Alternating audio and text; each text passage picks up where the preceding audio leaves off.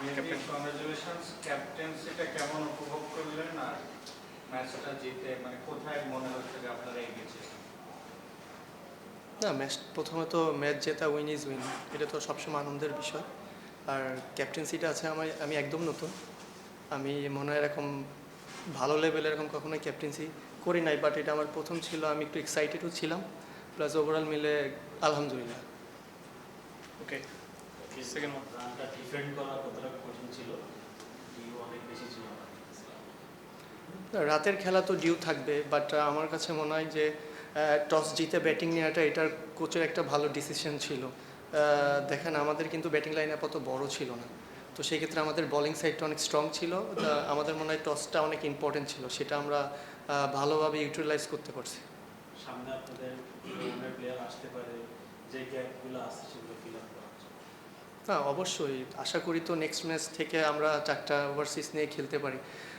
4টা ওভারসিজ হলে দেখা যাচ্ছে টিমের ব্যালেন্সটা আরও ভালো হতে পারবে, এটা আর কি। এটা তো আমাদের হাতে নাই, বাট বর্তমান যারা অফিসিয়াল আছে তারা হয়তো বা ডিসিশন নিতে পারবে। গত কয়েকদিনের রিলেট পরে আজকের এই জয়টা টিমটা রিসাইকেল করতে সুবিধা পাবে।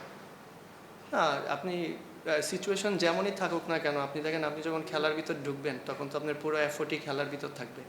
তো এমনই আর কি, সবার এফোর্ট এমনই ছিল, যেমনই হোক অ্যাটলিস্ট মাঠে ঢুকলে যেন আমরা ওরকম প্রপার ইন্টেন্ট শো করতে পারি, সেটাই হয়েছে।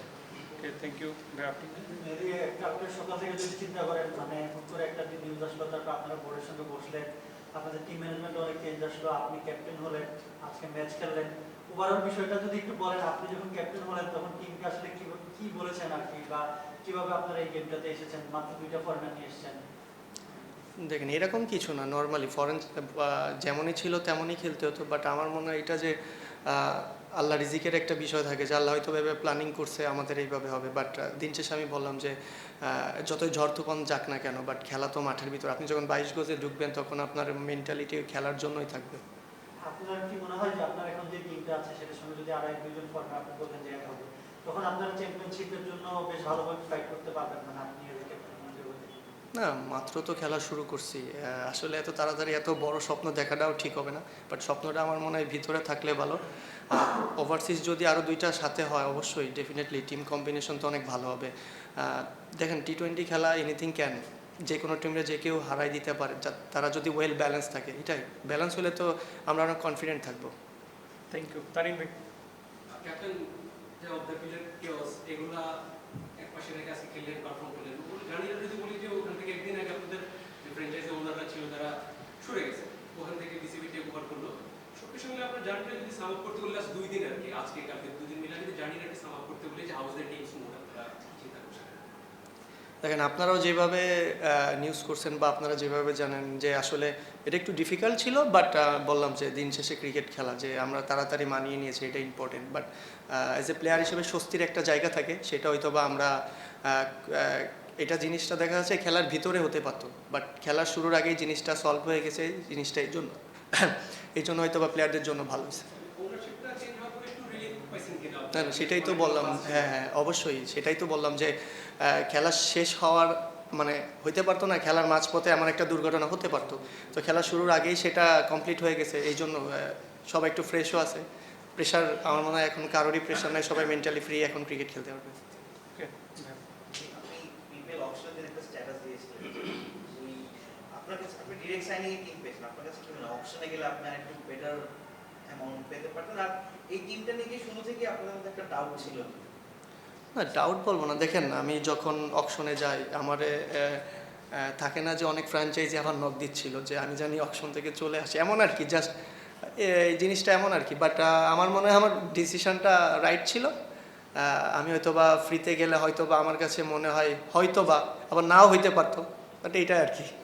আর এই টিমটা নিয়ে কি শুরু থেকে একটু ডাউট ছিল কিনা সবার মাঝে? মানে আপনাদের মধ্যে তো কথাবার্তা হয় ওনাদের ডাউট বলতে ফ্র্যাঞ্চাইজি, আপনি ব্যবস্থাপনা যদি ভালো না থাকে, প্লেয়াররা তো একটু, আমরা যেহেতু ইন্টারন্যাশনাল ক্রিকেটার, তো আমরা তো এই পরিবেশটা বেসিক্যালি আমি কোনো ফ্র্যাঞ্চাইজিতে এরকম পরিবেশ পাইনি, তো আমার জন্য একটু ডিফিকাল্ট ছিল, এটা আর কি। ওকে, মুরাদ ভাই। 4 জন ফরেনারের কথা বলছিলেন, মানে আপনি কি নাম বলতে পারেন যে কারা আসতেছে বা সম্ভাবনা আছে আসা? জি আমি এটা নিয়ে আসলে আমি ইনভলভ ছিলাম না আসলে। বর্তমান যারা অফিসিয়াল আছে তারা আসলে 2-1 দিনের ভিতরে এটা জানা যাবে কারা আসতেছে বা কারা এসে খেলবে নেক্সট ম্যাচ থেকে, এটা আর কি। ওকে যখন মানে খুব কঠিন একটা অবস্থা যাচ্ছিল, মানে নাফিস ইকবাল আসলো, তারপর বাবুল স্যার আসলো আপনাদের, তারপর হচ্ছে হাবিবুল বাসার আসলো, মানে কথাগুলো আসলে কি হচ্ছিল বা আপনাদেরকে কিভাবে আসলে এই সময়টায় মানে যাতে বুস্টার থাকতে পারেন আপনারা মাঠের ক্রিকেটটা ঠিকঠাক মতো করতে পারেন, মানে কিভাবে এটা বোঝানো হচ্ছিল? না এটা বোঝানো আসলে না, দেখেন এই যে প্রফেশনাল ক্রিকেটার, তো আসলে একটু প্রবলেম ছিল, সেই প্রবলেমটা সলভ হওয়ার সাথে সাথে আমরা সবাই ফ্রি হয়ে গেছে। যেটা আমার মনে হয় যারা কোচিং স্টাফে যারা নতুন আসছে বা যারা নতুন অফিসিয়াল আসছে তারা আমাদের পুরো মেন্টালি ফ্রি করে দিয়েছে। বললাম তো যে আমরা একদম মেন্টালি ফ্রি ক্রিকেট খেলতে পারছি এখন। ওকে এই পাশ থেকে নিও, লাস্ট প্রশ্ন শেষ। কমিটি টিম কেমন লাগে? এখানে এটা তো কমিটির টিম, এটা তো আমরা এলাকাগত জানি, বাট এটা তো এখন কমিটির টিম এটা কীভাবে বলবো? এখানে তো লাইভ টেলিকাস্ট ম্যাচ, এখানে তো কমিটির টিম যদি থাকে এটা তো লাভ নাই আসলে। জাস্ট ফান করে বলছেন, এটা ঠিক আছে। থ্যাংক হ্যাঁ, ইউ thank থ্যাংক ইউ।